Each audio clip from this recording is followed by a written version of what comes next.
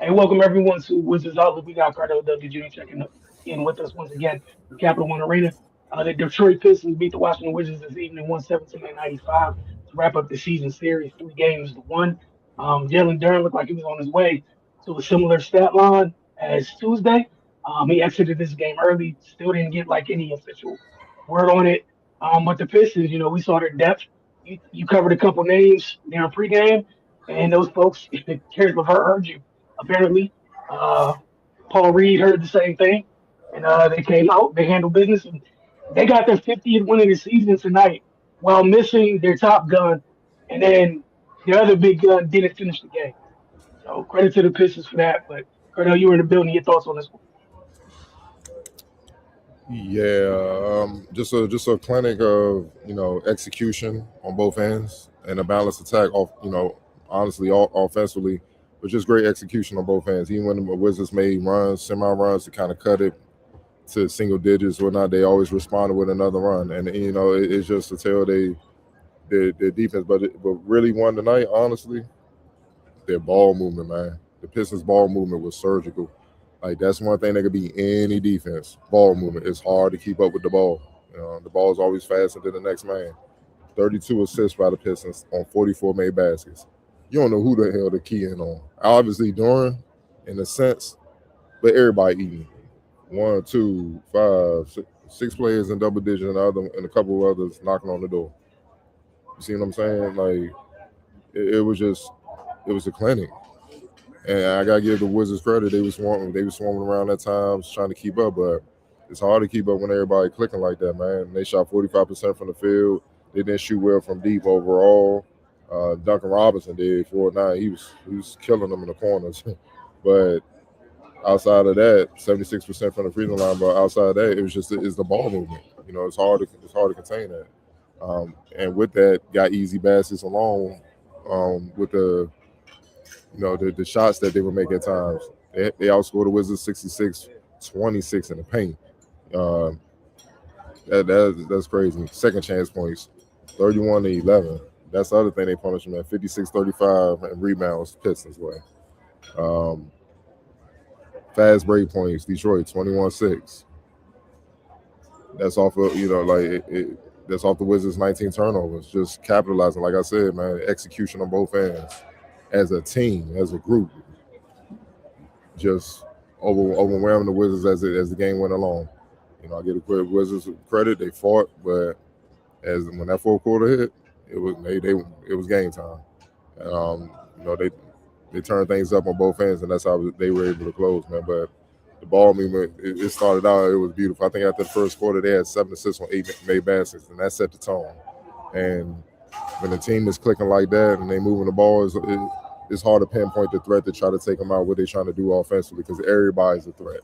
And once you get a team like that, with the way they can play defense, it is what it is. You get this result. Yeah, the ball movement was beyond impressive, and I just thought they did a really good job defensively. They just stayed on straight regardless of who was in the game, who was out the game. Um, I know you mentioned Jenkins during pregame. He had a quiet night scoring wise.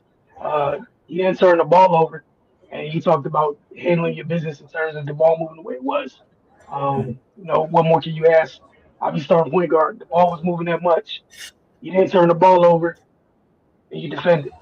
Um, just their depth. I just walked away with their depth, man. I think you said something Tuesday night talking about them having guys that could come in because I think the bench had some solid production on Tuesday. Guys being able to come in and contribute. Um, Duncan Robinson waking up with 14. Thompson was his normal annoying self on the defensive end. But yeah, getting Levert and Horter. Horter got involved today too. Thought he was solid again. Just that depth in 150 games. That's the sign of a good team. That's how you stay ahead. They're still a top decent conference. Again, we don't know what's up with Jalen Duren. I'm sure we'll find out coming days and whatnot. Um, but you know, they've shown that they're not going to wilt just because those guys aren't on the floor. Um, Nah, they're gonna come back. I player, mean, Aiden will come back anyway. So just hold the fort down. Try to keep that first, keep the top seed, keep the first seed. So everybody's coming to Detroit for the playoffs, and trust me, I don't think nobody want those problems. Nah, Not for all damn three sure don't. rounds. Nah, shit's gonna be crazy. Player of the game. Man, that's crazy. The guy that left her because he's on his way. He's about to duplicate what he did Tuesday, man. But yeah, Right. he just a beast, man. 24 and 11, 9 to 15 to 24 minutes, beast. 24 and 24 is nuts. X Factor. You had several candidates tonight. Who'd you choose? Karis LeVert, 14.6 assists, 5 rebounds, 5 and 9 from the field, 3 of 5 from deep. Um, Defense was on point. Yeah, he changed the game. It was close between him and Horter, but the 6 assists gave LeVert the edge, man. But Horter, he's gonna be key. He's starting to get comfortable. He's gonna be key when the playoffs come. 'Cause it ain't just, now you got Duncan Robinson and Horter in the corner, and you can't help. And Cade and Durham running the pick and roll, and then you got Thompson like, yeah, the miss. I'm just flying in for the putback, baby. Well, I can get back on defense either way. We good, baby.